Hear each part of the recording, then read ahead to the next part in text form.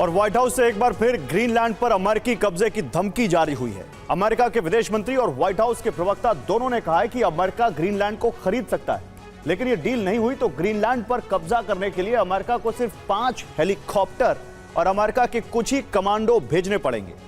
Greenland पर कब्जा करने के लिए ट्रंप ने 4 चरण की कौन सी योजना बनाई है और ट्रंप का ग्रीनलैंड विस्तार कैसे नेटो का अंतिम संस्कार करा सकता है, इस रिपोर्ट में देखिए। साम दाम दंड भेद। ट्रंप ने डेनमार्क से ग्रीनलैंड छीनने के लिए 4 चरण की रणनीति बनाई है।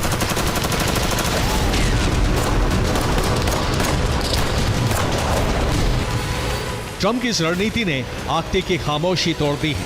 अमेरिकी सेना से लेकर नेटो तक बगावत हो गई है। यूरोप के कई देश ट्रंप की विस्तारवादी नीति से नाराज हो गए हैं।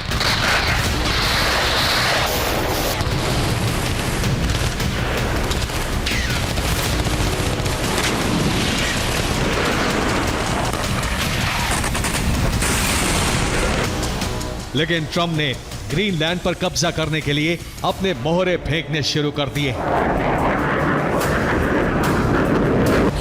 इस बीच अमेरिकी मीडिया में सनसनीखेज दावा किया गया है। डेनमार्क के एक वरिष्ठ नेता के हवाले से रिपोर्ट में कहा गया है कि अब ग्रीनलैंड को बचाया नहीं जा सकता। अमेरिका के सिर्फ 5 अटैक हेलीकॉप्टर, कुछ दर्जन कमांडो और आधे घंटे में ग्रीनलैंड पर अमेरिका का कब्जा हो जाएगा।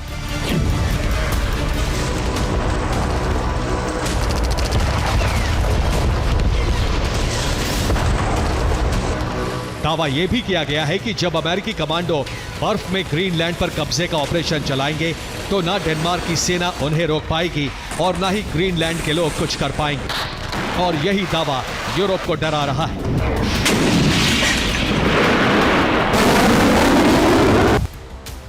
राष्ट्रपति डोनाल्ड ट्रंप ग्रीनलैंड को खरीदना चाहते थे, डील करना चाहते थे, लेकिन जब सौदा नहीं हुआ तो सामने आया 4 स्टेप का प्लान।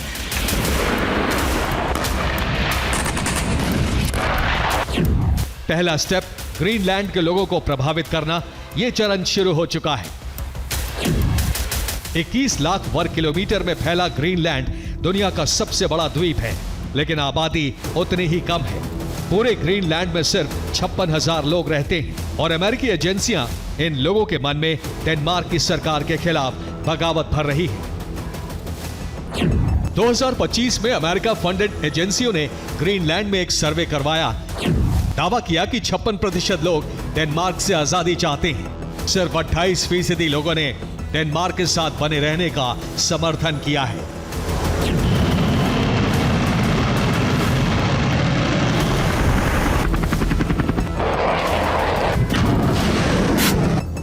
यानी जमीन पहले से ही हिल रही है और वॉशिंगटन इस दरार को गहरा कर रहा है।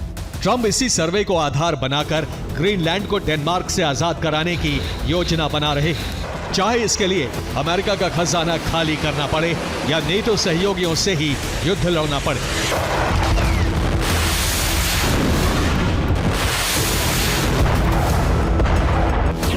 ग्रीनलैंड पर कब्जे के लिए ट्रंप की रणनीति का दूसरा स्टेप है डेनमार्क पर दबाव, कूटनीति, डील और ग्रीनलैंड को ही खरीद लेने की योजना।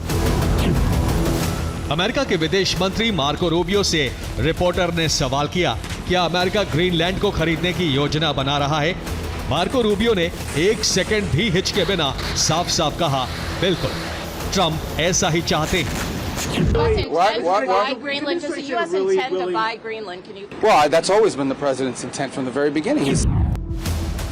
ट्रंप खुद कई बार ग्रीनलैंड को खरीदने की मंशा जाहिर कर चुके हैं। हालांकि ट्रंप पहले अमेरिकी राष्ट्रपति नहीं हैं जिन्होंने दौलत के दम पर ग्रीनलैंड को खरीदने की कोशिश की।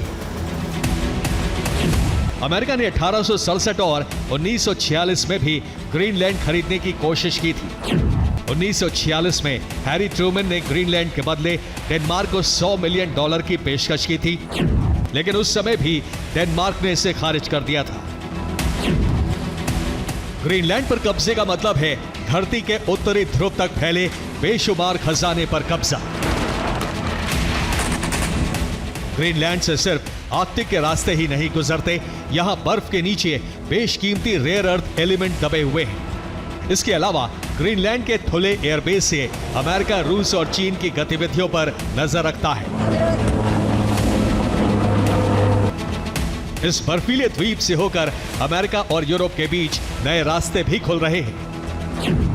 इसलिए ग्रीनलैंड पर कब्जे के लिए ट्रंप की रणनीति का तीसरा स्टेप है यूरोप को मनाना।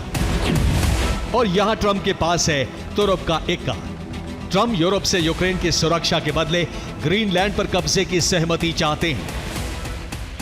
यानी यूक्रेन और उसके यूरोपीय सहयोगी शांति वार्ता में इसकी प्रमुखता से मांग कर रहे हैं। ऐसे में उन्हें मनाने के लिए ट्रंप ये दांव खेल सकते हैं। और अगर ट्रंप का ये दांव भी फेल हुआ तो ग्रीनलैंड पर कब्जे के लिए ट्रंप की रणनीति का चौथा चरण होगा सैन्य कब्जा। वेनेजुएला में ऑपरेशन एब्सोल्यूट रिजॉल्व चलाकर ट्रंप ने दिखा दिया है, अगर बात करने से बात नहीं बनी तो ट्रंप मिलिट्री ऑपरेशन का ऑर्डर देने से हिचकेंगे नहीं। यानी सैन्य हमला करके सिर्फ 30 मिनट में ग्रीनलैंड पर कब्जा।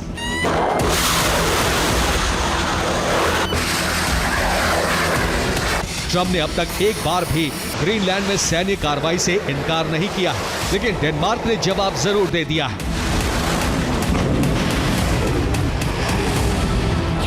डेनमार्क ने चेतावनी दी है, हम पहले गोली चलाएंगे और सवाल बाद में पूछेंगे।